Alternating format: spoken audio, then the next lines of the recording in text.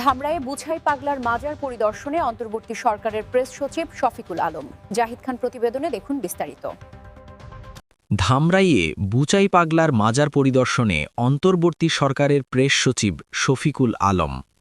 ঢাকার ধামরাই উপজেলার সানোরা ইউনিয়নের কালামপুর বাটুলিয়া এলাকায় অবস্থিত বুচাই পাগলার মাজার পরিদর্শন করেছেন বর্তমান অন্তর্বর্তী সরকারের প্রেস সচিব শফিকুল আলম।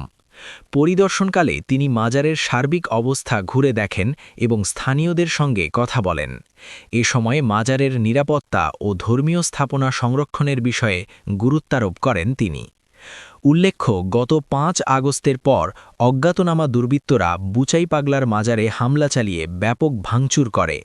এ ঘটনায় স্থানীয় এলাকাবাসীর মধ্যে উদ্বেগ ও ক্ষোভের সৃষ্টি হয়। ঘটনার পর প্রশাসনের পক্ষ থেকে তদন্ত কার্যক্রম চলমান রয়েছে। স্থানীয়রা দ্রুত দোষীদের চিহ্নিত করে আইনের আওতায় আনার দাবি জানিয়েছেন।